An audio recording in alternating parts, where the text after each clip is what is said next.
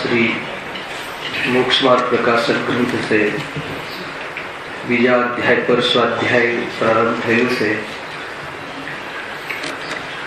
ग्रंथना विषय वस्तुनी पृष्ठभूमिकामां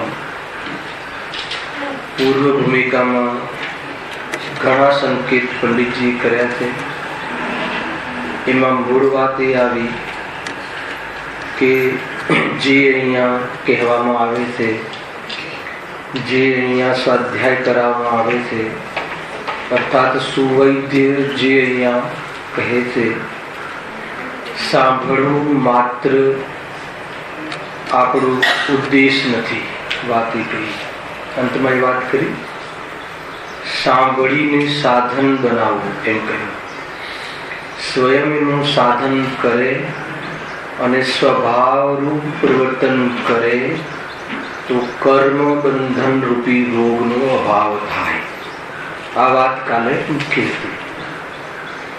એટલે કે જે અહીંયા પૃષ્ઠભૂમિકામાં પૂર્વમાં જે સંકેત કર્યા એમાં આ સંકેત મુખ્ય છે।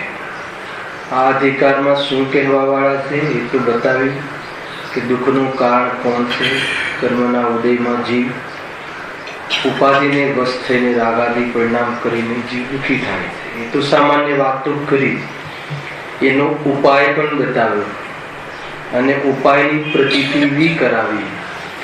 એટલે સુધી તો વૈદ્યનું કામ થયું, એટલે સુધી તો ઉપદેશનું કામ થયું।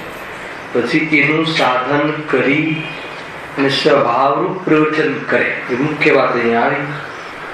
સાધન કરે એટલે એ પ્રમાણે વિચાર કરે, વેદ જ્ઞાન કરે, પ્રબળ યુક્તિનું અવલંબન લે, વિશેષ આત્માનુભૂતિની રુચિ પ્રગટ કરે અને એ પ્રમાણે રાગાદી ભાવનો અભાવ કરી કર્મ બંધનથી રહિત થઈ અને જીવ મુક્તિને પ્રાપ્ત થાય છે, અર્થાત સુખને પ્રાપ્ત થાય છે।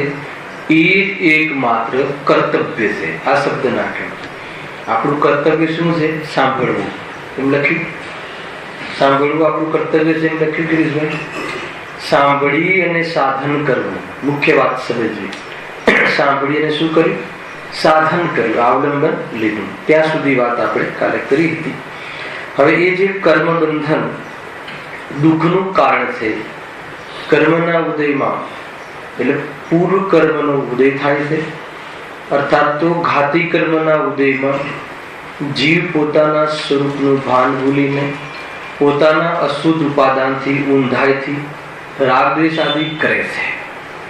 અઘાતી કર્મના ઉદયમાં પ્રાપ્ત થતા સંયોગોમાં ઈષ્ટ અનિષ્ટ બુદ્ધિની કલ્પના કરે છે અને એનું અવલંબન કરે છે, એનું લક્ષ્ય કરે છે, અર્થાત તો એમાં વશ થઈ અને નવા કર્મનો બંધ કરે છે। આ સિવાય જીવે અત્યાર સુધી શું કર્યું? કયા જીવે? સંસારી જીવે, હે ને? જ્ઞાની ધર્માત્માની વાત નથી। સંસારી જીવે સંતતિથી અનાદિથી આ એક જ કાર્યક્રમ કર્યો છે, દુઃખી થવાનો કાર્યક્રમ કર્યો છે, એમ અહીંયા કહે છે। અને મૂળ વાત અહીંયા એ અહીંયા કહી। હવે એ કર્મ જે છે, જે રોગનું કારણ છે, જે નિદાન કર્યું, એનો સંબંધ અનાદિથી આ જીવને છે, એમ અહીંયા સિદ્ધ કરે છે।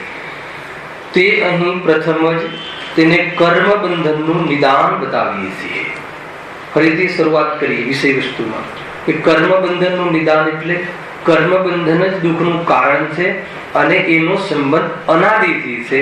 એ આપણે અહીંયા સિદ્ધ કરવું છે. પહેલા દુઃખને સિદ્ધ કરવું છે. ગજબની વાત છે અહીંયા, હે ને? અહીંયા એમ કહે કે ભાઈ માર્ગના સ્થાન નથી. જ્યારે એક શુદ્ધાત્માની વાત આવે, એક શુદ્ધ તત્વની વાત આવે, અનુભૂતિનો ભગવાન આત્માની વાત આવે, શુદ્ધ દ્રવ્યની વાત આવે, ત્યારે શું કહે કે આત્મામાં ગુણ સ્થાન નથી, માર્ગના સ્થાન નથી, કર્મ નથી, કેવલ જ્ઞાની પર્યાય પણ નથી, રાગ પણ નથી, ગુણ ભેદ પણ નથી શુદ્ધાત્મામાં. પણ એ બધું નથી એનો અર્થ એમ નથી કે જગતમાં એ છે જ નહીં. તમે સમજો શું કેવું થાય છે કે પર નથી, પર્યાય નથી, બધું કહે છે ને, રાગ નથી, પાપ પુણ્ય નથી. ક્યાં નથી? સ્વભાવ નથી, સ્વભાવમાં નથી. પરંતુ એ નથી પર્યાયમાં એમ નહીં. વાત બરાબર સમજવા જેવી છે, હે ને? અહીંયા એને એમ કહે છે કે સ્વભાવમાં નથી, પણ આત્માનું અર્થાત દ્રવ્યનું બીજું પડખું જોવામાં આવે તો આ બધું છે નથી એવું કઈ રીતે કહેવાય? આમ કહે ને કે ભાઈ બ્રહ્મ સત્ય જગત શૂન્ય, આ અજ્ઞાનીનું કથન છે, હે ને? મતલબ બ્રહ્મ સત્ય, એક આત્મા સત્ય છે, બાકી બધું અસત્ય છે. તો એમ નથી, સર્વથા એમ નથી, હે ને? બાકી બધું અસત છે, કથનચિત અસત છે. અને આત્મા સત છે એ પણ કથનચિત સત છે. ગજબની વાત છે. કથનચિત એટલે ક્યારેક ક્યારેક સત છે ને ક્યારેક ક્યારેક અસત છે એમ નહીં. કથનચિત એટલે કોઈ અપેક્ષાએ સત છે. કયા અપેક્ષાએ? સ્વભાવ અપેક્ષાએ આત્મા ત્રણેય કાળે સત્ય છે. અને કથનચિત અસત છે એટલે પરની અપેક્ષાએ આત્મા અસત છે. અર્થાત તો પરની આત્મામાં સત્તા નથી. જગત આત્મા માટે શૂન્ય છે, જગતનું આત્મામાં શૂન્યપણું છે, પણ જગતનું જગતમાં તો સતપણું છે. એ તો છે, પર છે કે નહીં? કર્મ છે કે નહીં? દ્રવ્ય કર્મ છે, બધું છે. દ્રવ્ય કર્મના નિમિત્તથી થતા રાગાદી ભાવ દુઃખ પણ છે. એને પ્રવચન સારની 28મી ગાથા ચાલી આજે તમારે. જ્ઞાન અને જ્ઞેયો વચ્ચે સંબંધને રદ કરે છે. એની ઉત્થાનિકમાં લખ્યું આવ્યું હતું ને, જ્ઞાન અને જ્ઞેયો વચ્ચે કોઈ સંબંધ નથી એમ નક્કી કરાવે છે.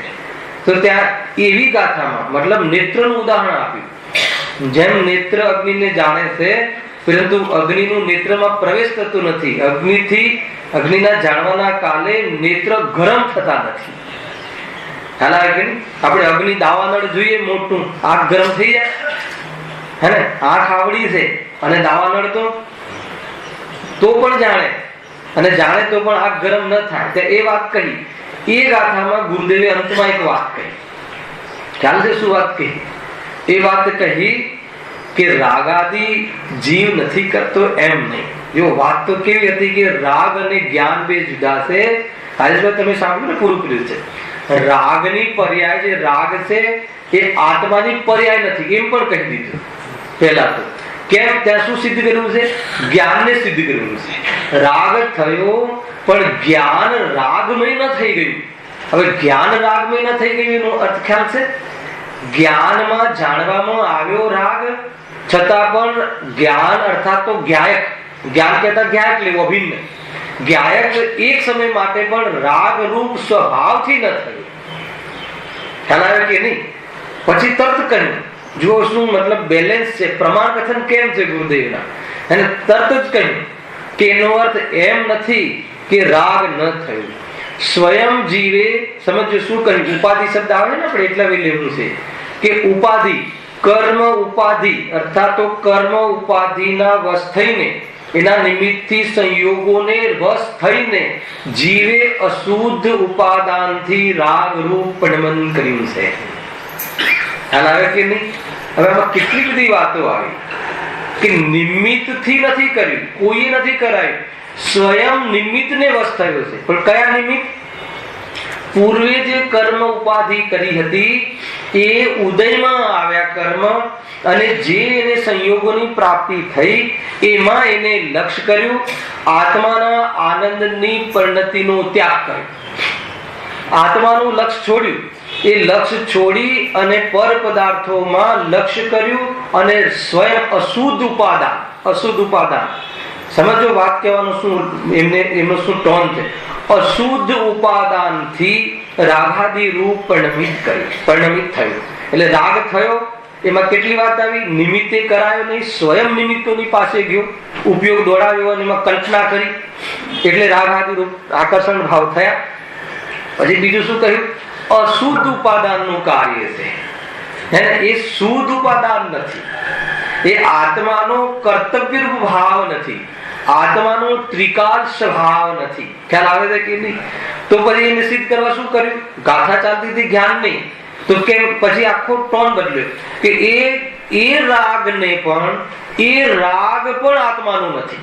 હવે શું સમજ્યું? પેલા આત્માનો કહો છો, આત્મા પરિણામ એમ કહો છો, હવે આત્માનું નથી એમ કહો છો, એ શું છે? પેલા જે કહ્યું અશુદ્ધ ઉપાદાન ક્ષણિક યોગિતા રૂપ કહ્યું. હવે રાગ અને જ્ઞાન બે વચ્ચે ભેદ ખ્યાલમાં આવવાના કારણે ખ્યાલમાં આવ્યું કે પ્રતીતમાં થયું કે આ તો મારો નથી. બસ એટલી જ વાત, ત્યાં ધર્મ થઈ ગઈ. એટલું સરળ છે જયેશભાઈ. કઈ બહુ મતલબ કે કાલે ચર્ચા કરી હતી ને ત્યાં શાસ્ત્રમાં તમારા ઘરે કરી હતી કે આત્માનુભૂતિ કરવા માટે બહુ બુદ્ધિની જરૂર નથી. વિદ્વાન બનવું હોય તો ઘણી બુદ્ધિ જોઈએ, કેમ કે પ્રરૂપણા કરવી છે ને, વિશેષ વાત. પણ આત્મ કલ્યાણ કરવું હોય તો બહુ બુદ્ધિની જરૂર નથી, આટલી જ બુદ્ધિની જરૂર છે. ખ્યાલ તો આવે છે, ત્યાં રાગ આકુરતા રૂપ છે, સ્વભાવ નથી, જતો રહે છે, એકરૂપ નથી, ઉપાધિ ભાવ છે, એટલો ખ્યાલ આવે છે. અને એની સામે જ્ઞાન. અરે જ્ઞાનમાં બધું ઝલક્યું, હવે ગે લઈ લીધું, એને ચંદ્રકાંત ભાઈને ગે લઈ લીધું. જ્ઞાન અને ગે વચ્ચેનો સંબંધ રદ કરે છે. રદ કરે એટલે કોઈ સંબંધ નથી. મારા જ્ઞાનમાં રાગ ઝલક્યો તો કયો? જેમ એક જળ આંખ, એ જળ આંખના નિમિત્તથી અગ્નિ દેખાય છે, એ આંખ અગ્નિ પરિણમિત થતી. તો આ ચેતન પદાર્થ અનેક પદાર્થોને જાણે, એમ રાગને પણ જાણે, તો રાગ રૂપે પરિણમિત થઈ જાય. હવે એ પરિણમન થયું છે છતાં પરિણમિત થતો નથી. બે વસ્તુ તમારે સમજવી પડશે.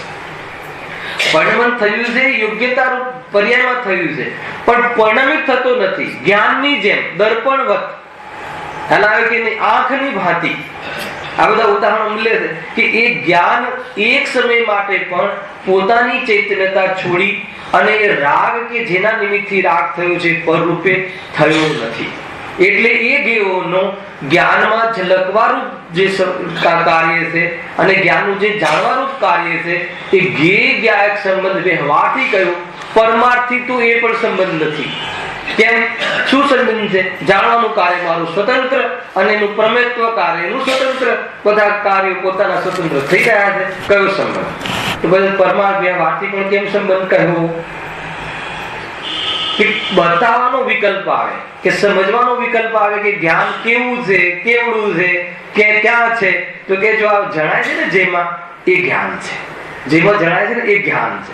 એ બતાવવું પડે ત્યારે ઘેઓની ઓરથી જ્ઞાન નહીં બતાવવું પડે સ્થૂલ બુદ્ધિ વાળા જીવોને. શું કહે? વ્યવહારથી એ રીતે એનું નામ વ્યવહાર. તથાપિ કોઈ ગેયોના કારણે જ્ઞાન છે અને જ્ઞાન ગેયોને જાણે છે એટલે ગે છે એવું છે નહીં. એવી ગાથા આની સાથે કનેક્ટ કરી આપણે. અહીંયા આવે છે ને ઉપાધિ ભાવ, ગજબ છે. અધ્યાત્મની વાત, અધ્યાત્મમાં પણ ગુરુદેવ પર્યાયનું ધ્યાન કરાવે છે કે નહીં, એમ નથી કે રાગ થયો જ નથી, કે રાગ છે જ થયો નથી એમ નહીં. રાગ સ્વભાવ ત્રણેય કાળે નથી, એની ના નથી, પણ રાગ થયો છે, બંધન છે. વાત એ છે બંધન છે, આ બંધન છે અને જેટલું બંધન છે એટલું દુઃખ છે. અને દુઃખ દૂર કરવાનો ઉપાય રહ્યું શું છે? તો કે પહેલા તને અમે દુઃખનું લક્ષણ બતાવી અને દુઃખ અને સુખ બે જુદા છે એમ તારવવાનું છે. આગળ કર્મને દુઃખનું કારણ કહેશે અને એ જ કર્મને અને ચૈતન્યની ભિન્નતા બતાવશે. ભિન્નતા બતાવવા છતાં કેવી રીતે સંબંધ થયો એ બતાવશે. કેવી રીતે સંબંધ થયો દુઃખના કારણનો એ બતાવવા પાછળનું એ પ્રયોજન છે કે હવે એવું કારણ તું નહીં આપ કે જેથી કર્મ બંધાય. સમજમાં આવી વાત હે ને? દુઃખનું કારણ જે કર્મ કહ્યું એ કર્મના આત્માની સાથે જે સંબંધ કર્યો અને એ સંબંધ કેવી રીતે થયો, કેવી રીતે પ્રભુ મેં દુઃખને દાન કર્યું, મારી પર્યાયમાં નિદાન કર્યું, કેવી રીતે મેં દુઃખને પ્રાપ્ત કર્યું, તો એ સંબંધ મેં કર્મનો કેવી રીતે કર્યો એ સંબંધ બતાવીને પણ એ બતાવવા માંગે છે કે આવો સંબંધ તારે વિચક્ષણ બુદ્ધિ દ્વારા આવા સંબંધનો નાશ કરવા જેવો છે. ખ્યાલમાં આવે છે? બહુ સરળ ને મૌલિક ચર્ચા છે, કોઈ ભારે શબ્દ નથી. ખ્યાલમાં આવે? ચાહે પ્રવચન સાર ચાલતું હોય કે ચાહે મોક્ષવાર પ્રકાશક ચાલતું હોય. અને એમાં કાલે કે જયેશભાઈ તો મેં કીધું જ હતું કે પ્રવચન સાર છે એની ભાષા, એના શબ્દ થોડા કઠોર છે, હે ને, અને એની જે શબ્દ રચના છે ને એ બહુ લાંબી છે. શાસ્ત્ર પ્રવચન સ્વાધ્યાય દરમિયાન કોઈ પ્રમેય તમારા વિશેષ ખ્યાલમાં ન આવે તો અમે હમણાં પ્રવચન સારનો સ્વાધ્યાય વિશેષ પૂર્ણ કર્યો છે, તો કોઈ એવી ખાસ વાત જાણવાનો ભાવ આવે તો જરૂર પ્રવચન દરમિયાન પૂછજો કે આ ચિઠ્ઠી લખીને મને આપજો. અને કોઈ વસ્તુ મતલબ ખાલી સાંભળી લેવી એમ પણ નહીં. એ તો વાત ચાલે છે, સાંભળવાની વાત થોડી, સાંભળી અને પ્રયોગ કરવાની વાત છે. સાંભળીને સમજમાં નહીં આવે, ધારણા જ્ઞાનમાં ઠીક નહીં બેસે તો જે પ્રમાણેની પ્રતીતિ તો એની જેવી ધારણા થઈ છે એવી કરશે. ખ્યાલ? એને જેવી ધારણા કરી છે એવી પ્રતીતિ થશે. એટલે ધારણા બી બહુ મહત્વ રાખે છે. યદ્યપિ ધારણા જ્ઞાન એ આત્મ અનુભવ નથી, છતાં બી ધારણા જ્ઞાનનો પણ એક રોલ છે. આત્માનુભૂતિના પૂર્વ એનો ખ્યાલ કરવો જોઈએ. જો આગળ, તેથી અહીં પ્રથમ જ તેને કર્મ બંધનનું નિદાન બતાવીએ છીએ. એને ખ્યાલ આવી ગયો? કર્મનો ઉદય થાય, કર્મનો ઉદય થાય, કયા કર્મનો? પૂર્વ કર્મનો ઉદય થાય. આ સિલસિલો પછી એના ફળમાં અર્થાત એના સંયોગમાં ફરીથી જોડાય, નવા કર્મનો બંધ કરે, વળી પાછો ઉદય થાય. બસ એ કર્મ બંધનથી જીવ અનાદિથી સંતતિથી દુઃખી છે. એમ અહીંયા અમે નિદાન કરાવ્યું. અને હવે આગળ, હવે એ કર્મનો આત્મા સાથે અનાદિકાળથી સંબંધ છે, કોઈ નવો સંબંધ નથી. આ કઈ નવી વાત નથી, અપૂર્વ વાત નથી. હાલ આવે કે નહીં? આ કોઈ અપૂર્વ વાત નથી. અપૂર્વ તો આત્માનુભૂતિ અનંત કાળ સુધી જીવે એકે વાર નથી કરી, અનુભૂતિ અપૂર્વ છે. ખ્યાલ આવે છે? જેટલું પણ બહારમાં જેવી તમે કાર્ય તમને બહુ મહિમા આવી જાય ને તો આ યાદ કરવું કે અપૂર્વ નથી. ખ્યાલમાં આવ્યો? 99% આવી જાય તો અપૂર્વ વાત નથી, અનેક વાર લઈ આવે છે. 1000-2000 કરોડ કમાઈ જાય તો અપૂર્વ વાત નથી, અનેક વાર કરી આવે છે.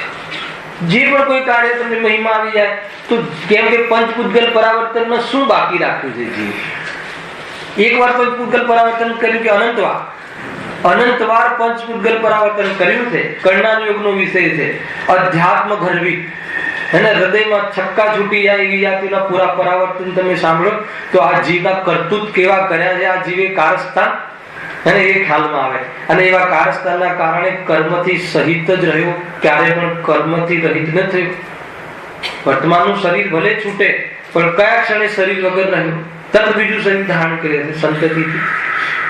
અને શરીર જનિત ને એના લક્ષ કરીને જીવ કેવો દુઃખી થાય છે. જે પર્યાય મળે એમાં તન્મય થઈ જાય. ચકલીનો આકાર મળે તો કે આ મારો આકાર, કીડાનો આકાર મળે તો કે આ મારો આકાર. કીડાને તમે એનો દેહ છોડાવવાનો પ્રયાસ કરો, નહીં છોડવા તૈયાર થઈ જાય. એને ગમી ગયો, એ દેહ ગમી ગયો, ભલે ને મનુષ્યમાંથી ત્યાં ગયો. અને એક કીડીને પણ પોતાનો દેહ છોડવાનું નથી ગમતું, ભાગે છે ને દેહ છોડવા માટે તમે હાથ પાછળ પડો, દૂર ભાગે છે. તો જે મલેમાં આજે તન્મય થઈ જાય છે એને ભાન નથી ને કે આ બધું એકરૂપ નથી, એટલે જીવની પાછળ પડી રહે છે. જો આગળ, કર્મ બંધન હોવાથી નાના પ્રકારના ઔપાધિક ભાવોમાં જીવને પરિભ્રમણ પણ હોય છે. કાલે આ ચર્ચા આપણે ઉપાડી હતી. કર્મ બંધન હોવાથી એમાં શું અર્થ લીધો હતો? કર્મ બંધનમાં એ દ્રવ્ય કર્મ લીધા હતા કે દ્રવ્ય કર્મનું બંધન હોવાથી સ્વયં દ્રવ્ય કર્મ કર્યા હતા, એનો ઉત્પાદ થયો, એનો ઉદય થયો. અને નાના પ્રકારના ઔપાધિક ભાવોમાં, નાના પ્રકારના અનેક પ્રકારના ઔપાધિક ભાવો, તમે શબ્દ સમજી લેજો, શાસ્ત્ર સમજવામાં બહુ કામમાં આવશે. શબ્દમાં એક ઉદય મળે છે અને એક ઉદય ભાવ મળે છે, બે ખ્યાલ આવે શબ્દ. અર્થાત એક ઉપાધિ શબ્દ મળે છે અને એક ઉપાધિ ભાવ અર્થાત ઔપાધિક ભાવ. આ બે વસ્તુ સમજજો, બે સમાન છે. ઉદય કહેતા જ્યાં ઉદયની વાત આવે ત્યાં કર્મના ઉદયની વાત સમજે. ઉદય કોનો થાય? કર્મ. કયા કર્મની વાત છે? જળ કર્મ અર્થાત તો દ્રવ્ય કર્મ. પૂર્વે જે બાંધેલા છે આપણા ભાવોના નિમિત્તથી એનો ઉદય થાય. અર્થાત કહે કે ઉપાધિ, કર્મ ઉપાધિ. એમ કહે તો કયા કર્મ સમજવા? દ્રવ્ય કર્મ. એને લઈને એટલે ત્યાં કર્તા કર્મ સંબંધ નહીં નક્કી કરવો, નિમિત્ત કર્તા સંબંધ ખ્યાલમાં કરવો. એને લઈને એટલે કર્મના ઉદયના કાલમાં અર્થાત તો કર્મ ઉપાધિના કારણે આ શબ્દો મળશે. એ વખતે અહીંયા કહ્યું કે નાના પ્રકારના ઔપાધિક ભાવ, ઉદયના નિમિત્તથી થતા ભાવને ઔદયિક ભાવ અર્થાત ઉપાધિના વશને થઈને ભાવ થતા ભાવ ઔપાધિક ભાવ. એટલે ઔદયિક ભાવ અને ઔપાધિક ભાવ બે એક જ વાત છે. અને ઉદય અને ઉપાધિ બે એક જ વાત છે. ઉદય અને ઉપાધિ બે એક જ શબ્દ, એક જ અર્થ છે. પણ ઉદય અને ઉપાધિમાં કોની વાત છે? કર્મોની. હે ને? આપણે જેની ભયબંધી કરી છે એની. અને ઔપાધિક વાત, ઔપાધિક ભાવ આવે કોની વાત છે? આત્માના ભાવોની. કયા ભાવોની? વિકૃત ભાવોની.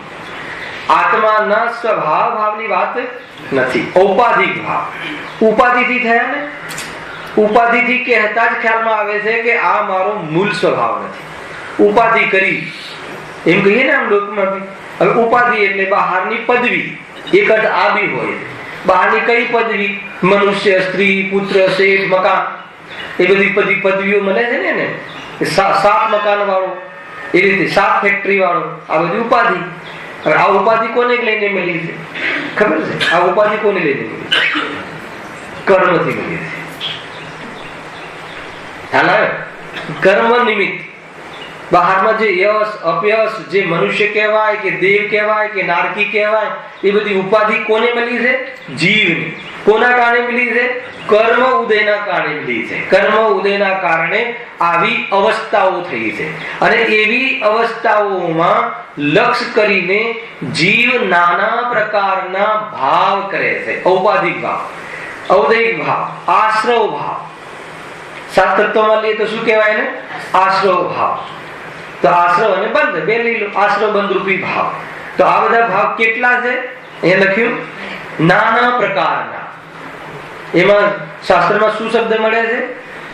અસંખ્યાત લોક પ્રમાણ. અને એક લોક પ્રમાણ નહીં, અસંખ્યાત લોક પ્રમાણ છે આ ઔદયિક ભાવ. અને અનંત કાળની અપેક્ષાએ પકડીએ તો અનંત ભાવ. ઔદયિક ભાવ રાગ દ્વેષ આદિમાં આપણે તો 3 માં નિપટાઈ દઈએ ને, મિથ્યાત્વ, રાગ ને દ્વેષ. તો એ મિથ્યાત્વ, રાગ, દ્વેષ તો હેડિંગ છે. એમાં થતા જીવના એક એક ભાવ લઈએ ને તો અસંખ્યાત લોક પ્રમાણ છે એક ભાવમાં. અને એને જો અનંત કાળની સિલસિલા રૂપ પકડીએ તો અનંત કર્યા અને અનંત વાર કર્યા. અને શાસ્ત્રમાં કેટલા ભેદ મળે છે? ઉપાધિ ભાવ 5 ભાવનું પકડ છે ને. 5 ભાવ છે કે નહીં? પારણામિક ભાવ ને ઔદયિક ભાવ ને ક્ષાયુષમિક ને ક્ષાયિક ભાવ ને ઔષમિક આદિ 5 ભાવ. જીવના સ્વતત્વ કયા? 5 ભાવ સ્વતત્વ કયા? અને આ બધી વસ્તુ લેવા જેવી છે, ચલાવવા જેવી વસ્તુ છે. હે ને? જો કર્મ બંધન હોવાથી નાના પ્રકારના ઔપાધિક ભાવોમાં એટલે ઔદયિક ભાવ કર્મના ઉદયના નિમિત્તથી થતા જીવના અશુદ્ધ ઉપાદાનથી થતા પરિણામ. ભાવ કહો, પરિણામ કહો, અવસ્થા કહો, દશા કહો, હાલત કહો. અને આ કઈ પર્યાયની વાત છે? આપણે પ્રોજેક્ટર ચાલીને આપણે બી ચલાવી દો દ્રવ્ય ગુણ પર્યાય. તો આ કઈ પર્યાયની વાત છે? અર્થ પર્યાય કે વ્યંજન પર્યાયની વાત છે? ઔદયિક ભાવ લઈએ તો એમાં અર્થ પર્યાયની વાત છે. કેમ કે ભાવ છે ને જીવના રાગાદી ભાવ, પાપ પુણ્યના ભાવ, તીવ્ર મંદ ભાવ, આ બધા ઔદયિક ભાવ છે. અને જો બહારની દ્રવ્ય ભાવ લઈએ, ગતિ આદિ, મનુષ્ય ગતિ, તો વ્યંજન પર્યાય થઈ જાય. અને એ બધું ભણેલું આમાં કામ આવશે. એટલે હું તમને અનુસંધાન કરાવું છું. અહીંયા જે ઔપાધિક ભાવ કયા એ કેટલા પ્રકારના કીધા છે શાસ્ત્રમાં? 21 પ્રકારના. ઔદયિક ભાવ કયા? એને 4 ગતિ, ક્રોધમાન માયાલોક, 4 કષાય, 3 વેદ પરિણામ, પછી મિથ્યાત્વ, અસંયમ, અસિદ્ધત્વ અને 6 લિષ્યા.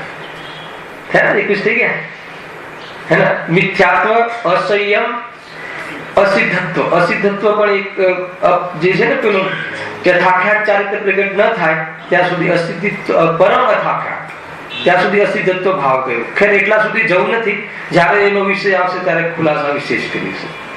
ખ્યાલ મિથ્યાત્વ લઈ લેવું, અવિરતિ લઈ લેવું, અસંયમ લઈ લેવું, અસિદ્ધત્વ લઈ લેવું, હે, અને છલિષ્યા 21 થઈ ગયા. એમાં જે 4 ગતિ, તો એમાં 4 ગતિમાં ઔદૈક ભાવ અહીંયા લગાવો. ઔદૈક ભાવમાં જીવ પરિભ્રમણ કરે છે. ઔદૈક ભાવમાં કહ્યું શૈલેષભાઈ, પરિભ્રમણ, જીવ એટલે ઉપયોગ, વર્તમાન ઉપયોગ, એમાં પરિભ્રમણ કરે છે, એમાં મથે છે, વર્તે છે, એ પ્રમાણે વર્ત્યા કરે છે. એ અહીંયા કહ્યું. હા, જ્ઞાન ઉપયોગ, વર્તમાન ઉપયોગ એટલે એવો છે. પરિભ્રમણ એક તો ક્ષેત્રથી ક્ષેત્રાંતરનું પરિભ્રમણ, 4 ગતિનું ભ્રમણ ત્રીજા અધ્યાયમાં આવશે.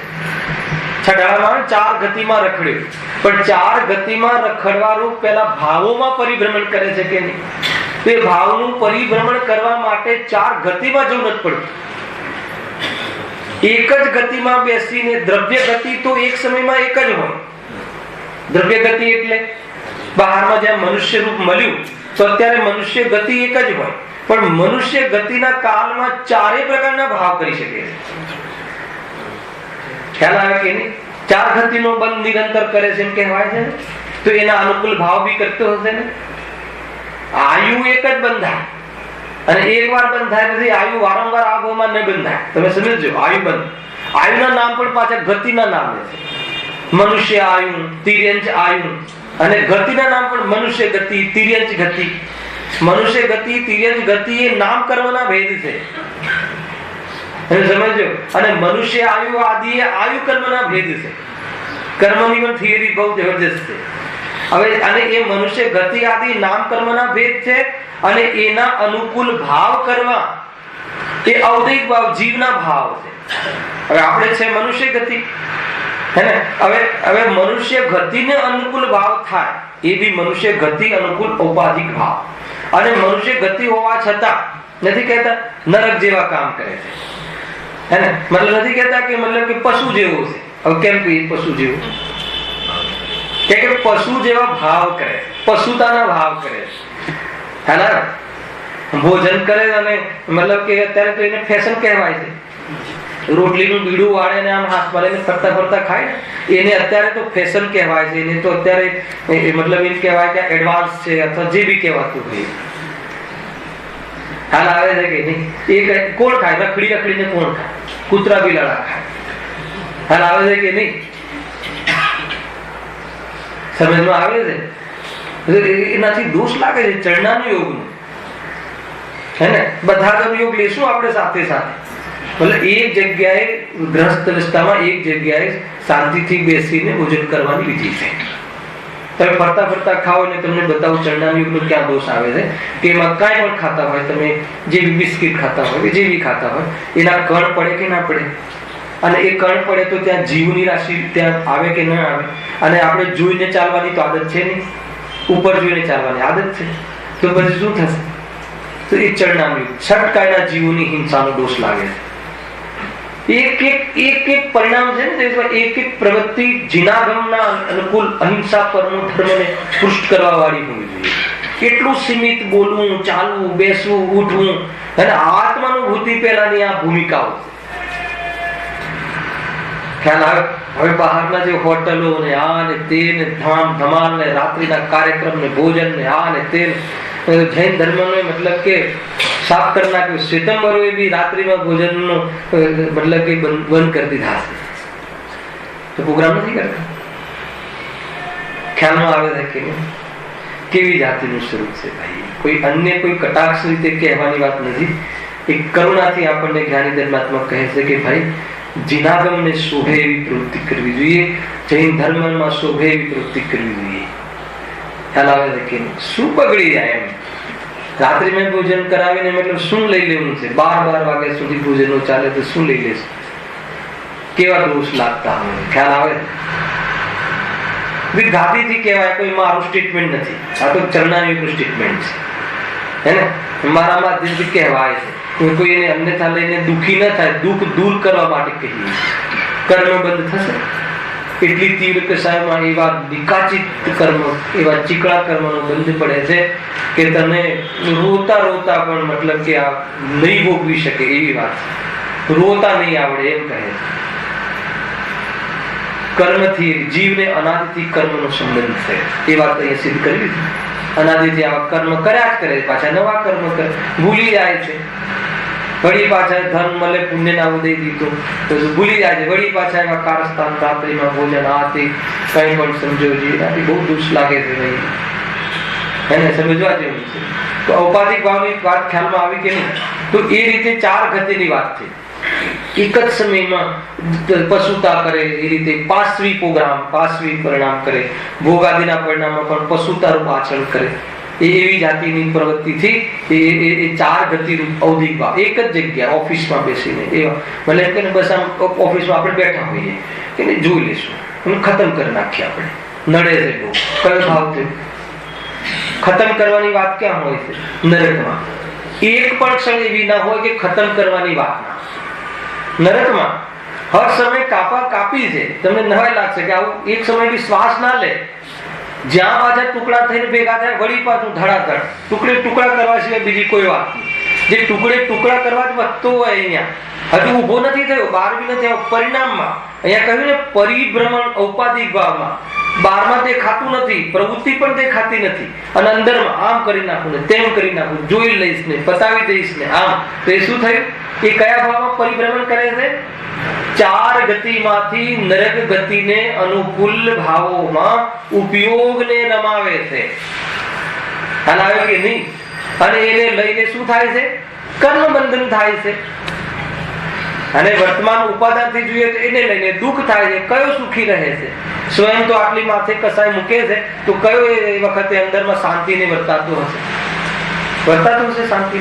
એટલા આર્ત ધ્યાનથી યુક્ત, તીવ્ર આર્ત ધ્યાનથી કેવી મતલબ આત્માને કેવો દુઃખી કરે છે, એવી કસાય ઉત્પન્ન કરે છે કે શાંતિ આવે જ નહીં જાણે, અને બીજાને પણ શાંતિમાં નિમિત્ત ના બને એવી પ્રવૃત્તિ કરે છે. જીવોની પ્રભા તો એવી હોવી જોઈએ કે એને જોઈને બીજો જીવ શાંત થઈ જાય. એટલા માટે આ દેવદર્શનની વિધિ છે. એટલા માટે જ્ઞાનીઓના ચરણોમાં જવાની વાત છે. ખ્યાલમાં આવે કે નહીં? ભગવાન આત્મા ગુરુદેવ કહેતા હોય તો એટલું ઘરે ઝઘડા કરીને આવ્યા હોય તો એ જેના સાથે ઝઘડા કર્યા હોય એમાં ભગવાન આત્મા, બધામાં ભગવાન આત્મા, ગુરુ કહે છે ને કેવી શાંતિ વર્તાઈ જાય. બસ આ જ પદ્ધતિ છે, પ્રયોગમાં લેવા જેવું છે. આપણે બધા ઘડીકમાં રાગમાં, ઘડીકમાં દ્વેષમાં, ઘડીમાં તીવ્ર કસાયમાં વારંવાર આ પરિભ્રમણ કર્યું. કોનું ભ્રમણ કર્યું? હવે શૈલેષ ઉપયોગનું કર્યું. ઘડીમાં ઉપયોગને આમ રમાડે, ઘડીમાં અહીંયા બાંધે, નહીં ઘડીમાં આ ટાર્ગેટ, ઘડીમાં નક્કી કરે કે શાસ્ત્ર સ્વાધ્યાય કરવો છે, બસ હવે તો આત્મકલ્યાણ કરવું છે, શુભમાં બી લઈ લેવું. એમાં બી પરિભ્રમણ જ છે. અને શું કરવું પછી? એના માટે સ્વાધ્યાયની જરૂર પડે. એના માટે મંદિર જોઈએ ગામમાં, સ્વતંત્ર સ્વાધ્યાય કરી શકીએ આપણું મુમુક્ષુ મંડળ. હવે એમાં પરિભ્રમણ થાય. એવું નથી કે ખાલી અશુભમાં. સમજમાં આવે છે કે નહીં? એ બધું ઔદિક ભાવ છે, સુપ્રૂપ ઔદિક ભાવ છે. અને એ વખતે ઘાતી કર્મનો ઉદય થયો અને આ બાજુ એવા પરિણામ થયા. અને જો સંયોગમાં એવી જાતિનો ઉદય થયો કે સ્વાધ્યાય હોલ આદિની અનુકૂળતા મળી ગઈ, તો ઉપયોગ પછી સર્વ પ્રમાણે ત્યાં લગાવી દીધો. હવે આમ મકાન બાંધીએ ને આમ કરીએ ને તેમ કરીએ ને, હવે માનસ સ્તંભ બાકી રહી ગયો છે, હવે એ કરીએ ને જીવન નીકળી જાય છે. એના માટે દાન રાશિ કમાવવું પડશે અથવા દાન રાશિ લાવવી પડશે. એ બધું કરવું કે ના કરવું, ગુરુદેવ કે કોણ કરે? માથે ગુરુદેવ રાખવા આવે. કોણ કરે? કહ્યું ને આજે કહ્યું, કોઈ ગ્રંથનું નામ દઈને કહ્યું કે સ્વયં બોલે અને પછી કહે કે આત્મા બોલતો નથી. બોલીને એમ કહે કે આત્મા બોલતો નથી, કે આ રહસ્ય છે. આજે કહ્યું પ્રવચનમાં આચાર્ય કેવું કહે છે? આત્મા બોલી શકતો નથી એમ કહે છે. કહે તો સ્વયં છે. તો કે કહેવાનો રાગ અને આ વાણી એ બંને જ્ઞાનમાં ભેદ છે. મૂળ વાત તો એ બતાવવું છે. સામાન્ય નથી પ્રવચન સાર. તમે ખાલી શૈલી નહીં સાંભળતા. એક કથન પ્રવચન સુધા હોય તો અહીંયા રાખજો. શબ્દ ટુ શબ્દ પ્રવચન છે. અહીંયા જે પ્રવચન સાર ચાલે છે ચંદ્રકાંતભાઈ, એ પ્રવચન સુધામાંથી ચાલી રહ્યા છે. એક શબ્દ ઘરે પેલા વાંચીને આવું, ઘરે જઈને વાંચવું કરવું પડે. જો ને આજકાલ પરીક્ષા છે તો છોકરાઓ કેટલા 2-2 વાગ્યા સુધી મથે છે, તો એટલી ખટક આપણે બી 2-2 વાગ્યા સુધી મથવું જોઈએ ને. એટલી ખટક તો હોવી જોઈએ ને, જે ભાવેશભાઈ શાસ્ત્રમાં કાલે વાત કરતા હતા, એક ક્ષણ આપવી જોઈએ ને. અનંત કાળના સુખમાં નિમિત્ત બનવા વાળા કાર્યમાં સમય નથી, અને અનંત કાળ સુધી અનંત દુઃખમાં નિમિત્ત બનવા વાળા કાર્યક્રમોમાં ઘણો સમય છે. ગજબનું જીવન છે આ જીવન. 2 વાગ્યા સુધી શું નહીં હાલ થઈ જશે, રાત્રે વાંચી 2-5% વધારે લાવશે, દૂર થઈ જશે દીકરો, અમેરિકા એડમિશન મળી જશે. ના ખ્યાલ આવે નીતિનભાઈ? બહુ વધારે ટકા આવી જાય પછી કલ્પના નથી કરી શકતો. આપણે એમની પાસે કઈ વાત કરીએ ને, અરે 95-97% આવ્યા છે, બોલો સારી લાઈન લેવી જોઈએ કે આપણે મોટી કે બરાબર સારી લાઈન લેવી જોઈએ કે ના લેવી જોઈએ? અને અમેરિકામાં સારી યુનિવર્સિટીમાં ભાઈ આ ધર્મ તો પછી બી તો સારું સમજીને પછી કરી લેશે ને. હવે તો લિંકમાં પણ પ્રવચન થાય છે ને. અરે એમાં પણ તને ભાવ ન હોય તો એ ત્યાં તને નહીં આવે વાત. ગજબની વસ્તુ છે. તો જીવને એ બધા અભ્યાસ તો ઘણું અનંતવાર કર્યા અપૂર્વ નથી. 40-40 વર્ષ તો ડોક્ટરેટ કરે, તો પછી બાકીના 10 વર્ષ પૈસા ભેગા કરવા જાય, અને પછી ભોગવવાની સાસાવટ બી ના રહે. ખ્યાલ આવ્યો કે નહીં? કેવું જીવન થઈ જાય. ખ્યાલ આવ્યો કે નહીં? એ અહીંયા ક્યાં ઔપાધિક ભાવમાં પરિભ્રમણ કરે છે આ જીવ, અને એવા ભાવોમાં ઉપયોગને રમાડે છે. ઘડીમાં આ ગતિના, ઘડીમાં આ ગતિના, તિર્યંજના, પેલા દેવગતિનું બંધ કરશે. આ બંધ તો નહીં થાય ને. જબરદસ્ત મંદિર સ્વાધ્યાય શિબિરો કરાવી, હવે આ ક્લાસ લઈશું, હવે આ ભણાવીશું. ભાવ આવે કે ના આવે, આવું જોઈએ કે ના જોઈએ, એ ત્યાં અંતર છે. આવવું જોઈએ વાત ખતમ થઈ ગઈ. રાગ કરવા લાયક લાગ્યો, વાત ખતમ થઈ ગઈ. મૂળ દોષ ત્યાં આવી જાય છે. કરવા લાયક કેમ લાગ્યું? ઉપાધિ બુદ્ધિ થઈ ગઈ. રાગ આવે કે ના આવે? આવે ને. આવે પછી શું નક્કી કરવું? આ ઔપાધિક ભાવ છે, એ વાત કરવાની હતી. આવવો જોઈએ એ તો વાત જ નથી. આવે છે એ વાત ક્ષણિક સત્ય છે, એનાથી બચાતું નથી. એ વાત જરા પણ અસત્ય નથી. આ ન આવે તો શું આવે? જ્ઞાની ધર્માત્મા હોય ગ્રસ્ત જીવનમાં પણ ભૂમિકા અનુસાર ખાવા પીવાના ભાવ અને વિશેષ આત્માની અનુભૂતિના નિમિત્તભૂત શાસ્ત્ર સ્વાધ્યાયના ભાવ ના આવે તો બીજા શું આવે? આવે પણ પછી શું જાગૃત રહે છે ત્યાં? કે આ તો ઉપાધિ ભાવ છે, ઉપાધિ લાગવી જોઈએ ને. એમ અહીંયા કહે છે 4 ગતિ રૂપ ઔપાધિક ભાવ છે. આનંદ આવે એવી વાત છે, સમજાય એવી વાત છે. એ રીતે બધામાં લઈ લો. ક્રોધ, માન, માયા, લોભ, અને ઔપાધિક ભાવમાં આ 4 ગતિ રૂપ ભાવ એ બી ઔપાધિક ભાવ છે. અને એમાં વશ થઈને ક્રોધ, માન, માયા, લોભ કસાય કરે. ઘડીમાં તો ક્રોધ આવી જાય, ઘડીમાં તો એના જ પ્રત્યે રાગ આવી જાય. અરે રે મેં ખોટું બોલ્યું, ન બોલવું જોઈએ. ફરી વાર એના પર તો પણ ક્રોધ આવી જાય. એ ગ્રુપ રહે છે.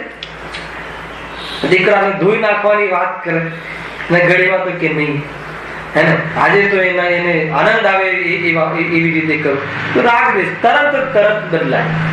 એ પેલાને પણ નવી લાગે. ઘડીમાં તો ગવાર મને પ્રેમ કરે ને, ઘડીમાં તો મને ફટકારે છે. શું તો કે રાગ એવો જ છે. રાગ એકરૂપ રહે નહીં ને. રાગનું સ્વરૂપ એવું છે. કોઈ શું કરે તીવ્ર મન થયા રાખે એ રીતે બધું માન, લોભ બધામાં. હવે એના પછી 3 વેદ ખ્યાલમાં આવ્યો કે નહીં? હવે 3 વેદમાં એક છે દ્રવ્ય વેદ અને એક છે ભાવ વેદ. દ્રવ્ય વેદ પૂરા ભાવ પર્યંત એક જ હોય, ભલે પછી લિંગ પરિવર્તન કરાવી લે.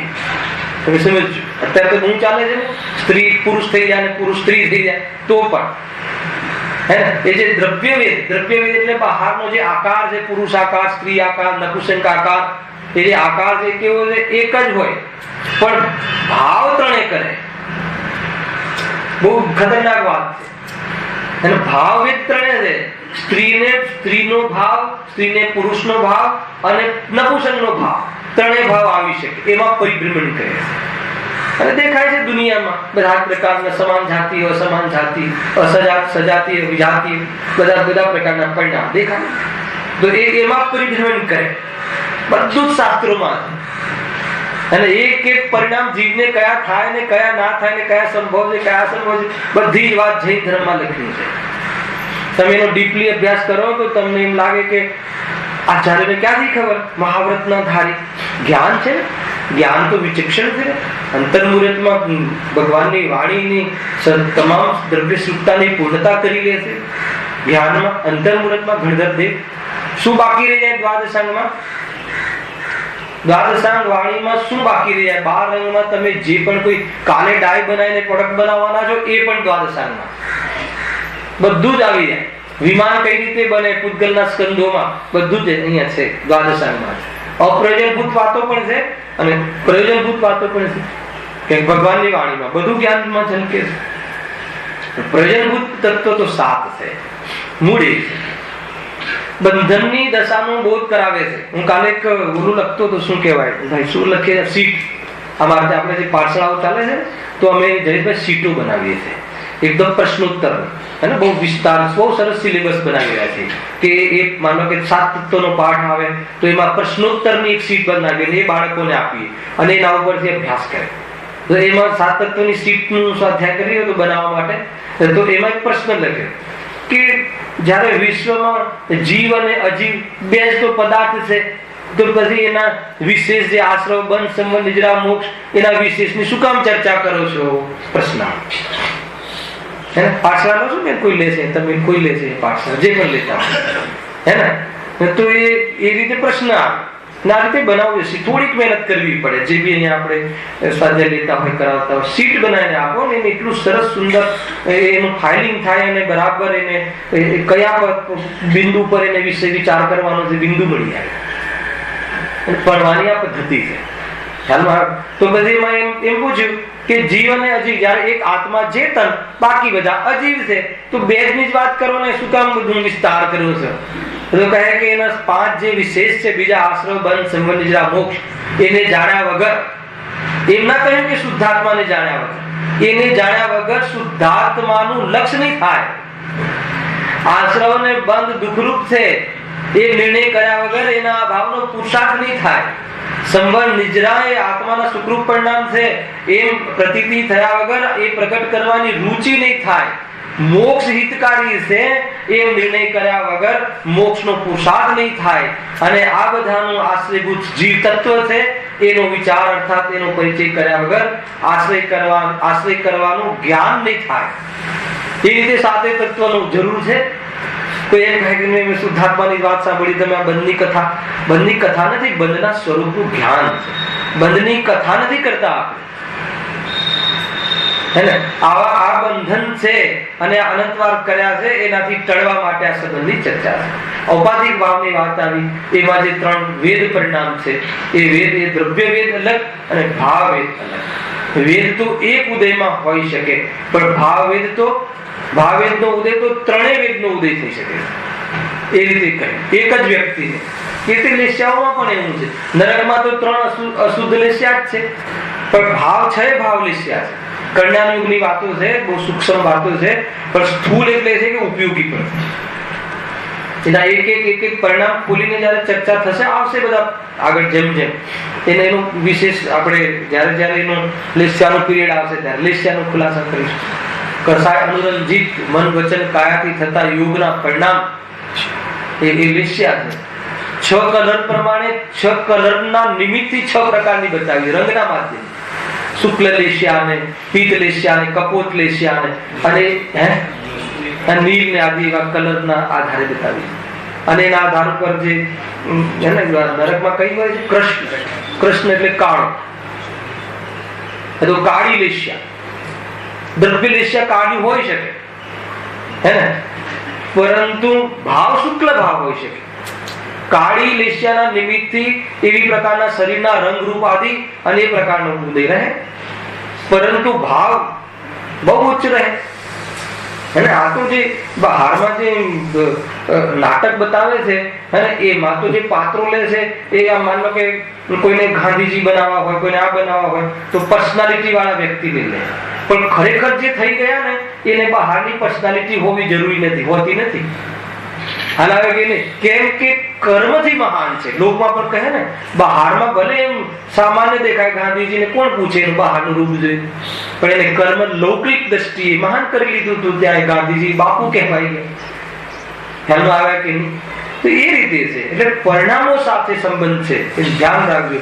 જે પણ કોઈ સંસાર ને સંસારનો અભાવ, બંને પરિણામ સાથે સંબંધ રાખે છે.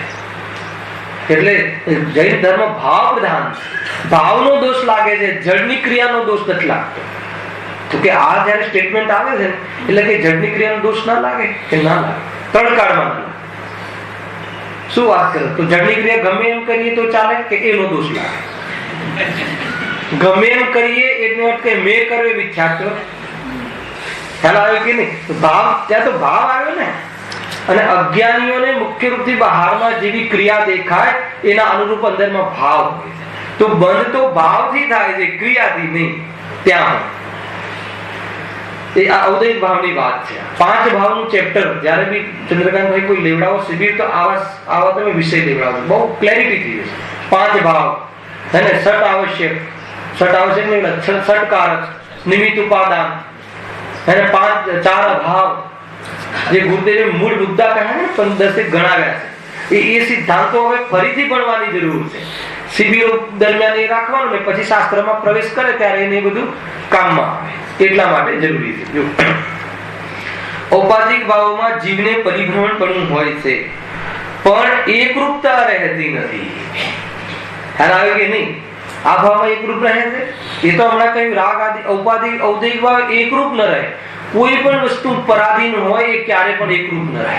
સ્વાધીન હોય અને સ્વભાવ હોય એ હંમેશા એકરૂપ રહે. ક્ષાયિક ભાવ, 5 ભાવની અપેક્ષા ક્ષાયિક ભાવ હે ને, કંઈ પણ જાણે તો પણ એકરૂપ રહે, તો પણ આનંદમય રહે. હે ને, ક્ષાયિક આનંદ, ક્ષાયિક લાભ, ક્ષાયિક લોક ભાવ બધા છે ને, ઉપભોગ, એ ક્ષાયિક ભાવના ભેદ છે. તો એ ક્યારે પણ એ એકરૂપ ભાવ રહે છે, ક્યારે પણ એનો અભાવ થતો નથી. અને ગમે એટલી ઊંચી કોટીનો શુભ ભાવ આવ્યો, ગમે એટલી હાયર કોટીનો, કેમ કે આખી દુનિયાને સુખી કરી દઉં એવો તીર્થંકર ગોત્ર બંધાય, તીર્થંકર નામકરણ બંધાય એવો ભાવ આવી ગયો હોય, તો એવા ભાવનો પણ અભાવ થઈ જાય. ક્યારે? જ્યારે તીર્થંકર બને છે ત્યારે એ ભાવ વધી જાય. નજર છે, ખ્યાલ આવે છે કે નહીં? ચોથા ગુણસ્થાને સમ્યક દર્શન જ્યારે હોય, સમ્યક દર્શન સહિત તીર્થંકર પ્રકૃતિનો બંધ પડે છે, એ પહેલા ના પડે. હવે તીર્થંકર પ્રકૃતિનો બંધ પડે છે તો એમાં શું ભાવ મોસ્ટલી ગણાવે છે કે બધા જ જીવો મોક્ષને પામે એવી જાતિની ઉત્કૃષ્ટ ભાવના. અને એના નિમિત્તે તીર્થંકર પ્રકૃતિનો બંધ થાય છે. અને તીર્થંકર પ્રકૃતિનો ઉદય જ્યારે અર્હંત અવસ્થામાં આવે છે ત્યારે એ બધા જ જીવો મોક્ષને પામી જાય એવો ભાવ નથી આવતો. તીર્થંકર ભગવાનને ના આવે એવો ભાવ, રાગ જ નથી ને. ઔદૈહિક ભાવ છે ને પરિણામ રૂપ, એને ઇરિયાપદ આશ્રય કર્યો, એ બધું બહુ ડીપ વાત છે, હાલે નથી લેવું. મોહ રાગ દ્વેષ રૂપી ઔદૈહિક ભાવ સંપૂર્ણ ભાવ 12મા ગુણસ્થાને થઈ જાય છે. ક્ષીણ મોહ છે ને, ક્ષીણ મોહ મુનિરાજ, સંપૂર્ણ મોહ ક્ષીણ થઈ ગયું. એવી જાતિની પાત્રતા પર્યાયની થઈ ગઈ. ગજબ છે. મુનિરાજને તો ભાવ આવે, પણ તીર્થંકર પરમાત્માને ભાવ ના આવે કે આપણો મોક્ષ થઈ જાય એવી ઈચ્છા તીર્થંકર ભગવાને નથી. ખ્યાલ આવે કે નહીં? અને એમની જ વાણી જીવના મોક્ષમાં નિમિત્ત બને. કેમ કે એવી જાતિનું પુણ્ય બાંધ્યું હતું તો એવી જાતિના પૂદગલમાં ફળ આવ્યું કે પરિણામમાં ફળ આવ્યું. પૂદગલમાં ફળ આવ્યું. કયું ફળ આવ્યું? અતિશય રૂપ. અતિશય ગણાય છે ને, દિવ્ય ધ્વનિ અતિશય ગણાય છે. એ પુણ્યનું ફળ છે, પુરુષાર્થનું ફળ નથી.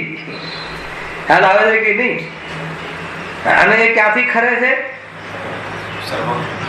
શરીરના માધ્યમથી. આત્મામાંથી વાણી નથી થતી. શરીર કઈ વર્ગના છે? આહાર વર્ગના. વાણી કઈ વર્ગના છે? શબ્દ ભાષા વર્ગના. બે જુદી જુદી છે. શરીર વાણી ખરાવે એમ જ્યાં નથી, તો આત્મા વાણી કરે એ વાત તો ક્યાંથી શક્તિ? બંનેની વર્ગણાઓ જુદી છે, બંનેના પરમાણુ જુદા છે. શરીરના એના આપણા કંઠમાંથી વાણી નીકળે એમ સમજીએ છે ને, તો કંઠના પરમાણુ જુદા છે, વાણીના પરમાણુ જુદા છે.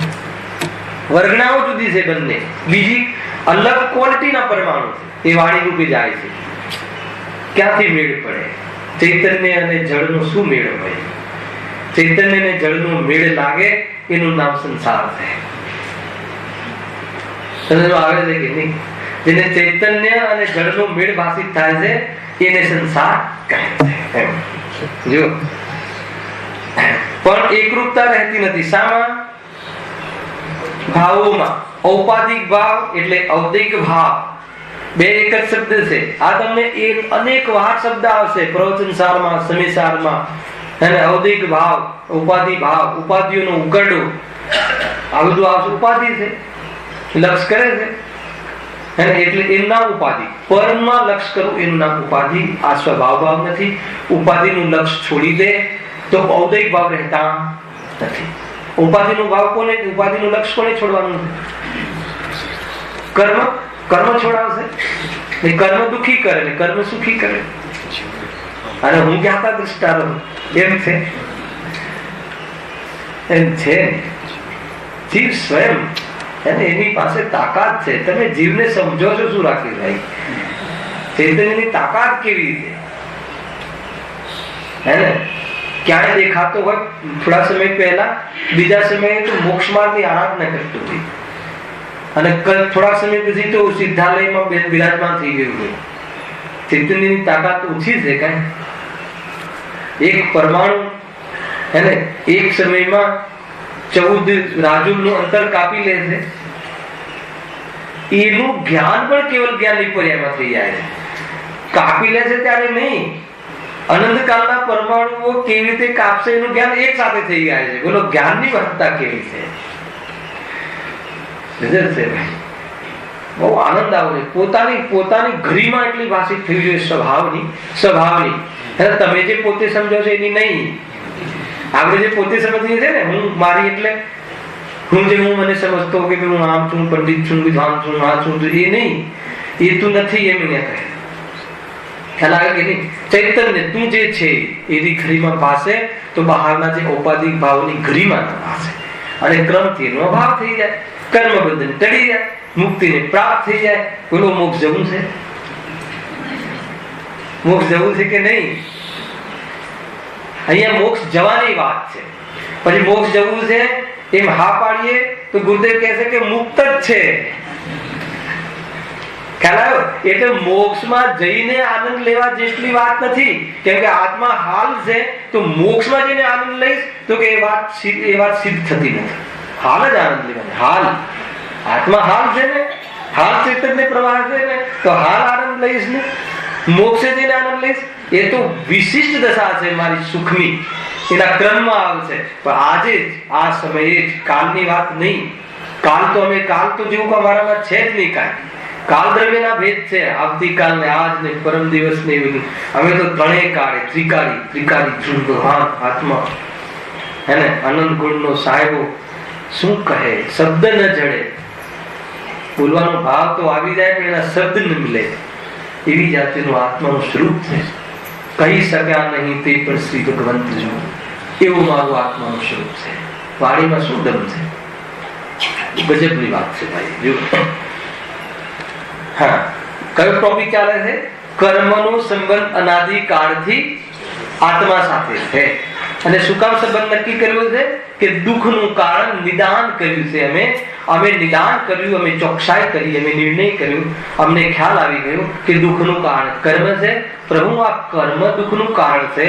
એટલે સમજી લેવું ભાવ કર્મ, અને પૂરી પ્રોસેસ સમજી લેવી હે ને, કે કર્મ ભાવ દ્રવ્ય કર્મના ઉદયથી ભાવ કર્મનું મોહરાગ્ય સુખ પરિણમિત થઈ નો કર્મનું લક્ષ કરી અને રાગદ્વેષ કરીને જીવ દુઃખી થાય. કથન આટલું મોટું છે, અને કહેવામાં એમ જ આવે કે કર્મ બંધનથી દુઃખી છે. ને તો પછી એ નહીં લેવું કર્મ દુઃખી કરાવે છે. ગુરુદેવ તો જુદું કહેતા હતા, જુદું નતા આ જ કહેતા હતા. ગુરુદેવના પ્રવચનોમાં છે કર્મ દુઃખી કરાવે છે એમ હજુ બી નથી કહેતા આપણે. કર્મ બંધન એટલે કર્મના નિમિત્તમાં ભાવ કર્મથી નો કર્મ આદિનું લક્ષ કરી આત્માના સ્વરૂપની ઉપેક્ષા કરી અને સ્વભાવનો અનાદર કરી આસુર ઉપાદાન જીવ નિરંતર પર પદાર્થના આકર્ષણ આદિ ભાવોમાં નિરંતર દુઃખનું વેદન કરે છે. આટલી મોટી વાત છે. અને શોર્ટકટમાં કહે છે કર્મ બંધનથી દુઃખી. એ રીતે તો કર્મ બંધન શાનાથી થયું? ઔપાધિક ભાવ. એકરૂપ ભાવ નથી એમ અહીંયા કહે. માટે કર્મ બંધન સહિત અવસ્થાનું નામ સંસાર અવસ્થા છે. હે ને? ઉપયોગ જીવનું લક્ષણ છે. એના પછી ક્યાં કહ્યું તત્વ સૂત્રમાં જીવના ભેદ કરો, સંસારી અને મુક્ત. તો સંસારી કયા આધાર ઉપર તમે ભેદ કરશો? જીવના બે ભેદ કરીએ છીએ ને કે જીવના કેટલા ભેદ છે? બે, સંસારી અને મુક્ત. તો સંસારી જે છે એ કયા આધાર ઉપર સંસારી નામનો ભેદ ઉભો કર્યો? કર્મ બંધન. જ્યાં સુધી કર્મ બંધન છે ત્યાં સુધી જીવને શું કહેવાશે? સંસારી.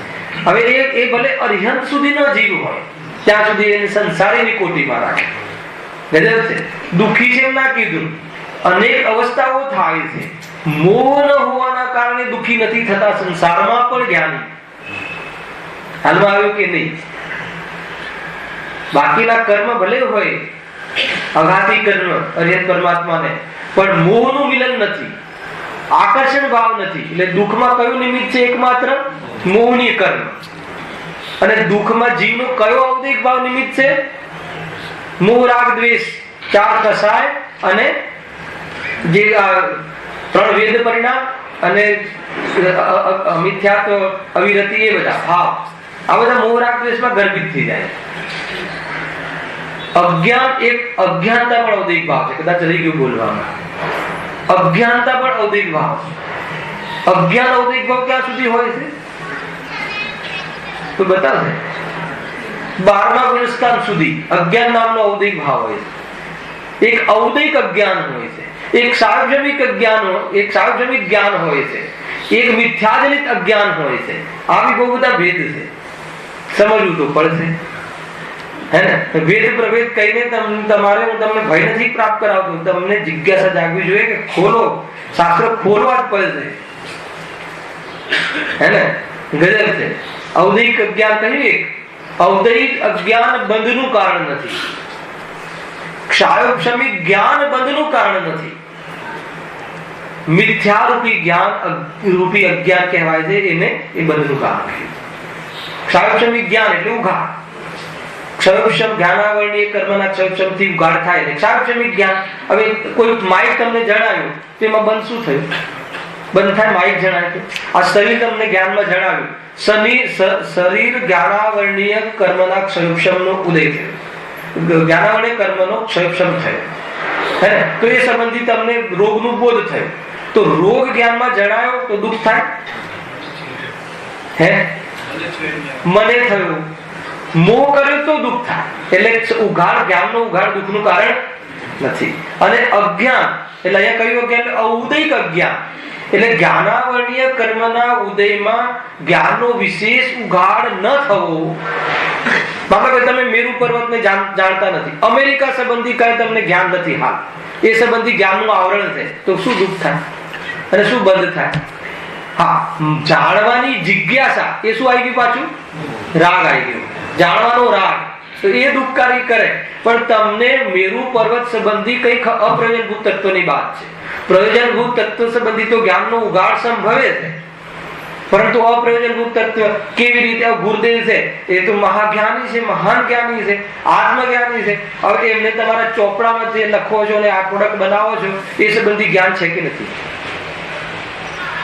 હે ને? આપણે આપણી ફેક્ટરીમાં જે બી પ્રોડક્ટ બનાવીએ છીએ અને ગુરુદેવને આપણે લઈ જઈએ તો કહીએ તો એમને કઈ ખબર હોય છે તો એ અજ્ઞાની છે કે જ્ઞાની છે? એ ઔદૈક અજ્ઞાન છે. અને એ ઔદૈક અજ્ઞાન બંધનું કારણ નથી. એ કોઈ બંધનું કારણ નથી. એને એ સંબંધી જ્ઞાનનું ઉઘાડ નથી તો નથી. અને આનાથી ઘણી બધી તકલીફ થાય છે. હે ને? વાતો તો ઘણી છે. હે ને? કે માની લો કે આપણને શાસ્ત્ર સંબંધી જ્ઞાન છે, હે ને? તો કોઈ પછી એમ સમજે કે આને પ્રતિષ્ઠા સંબંધી પણ જ્ઞાન છે, તો એવું જરૂરી નથી.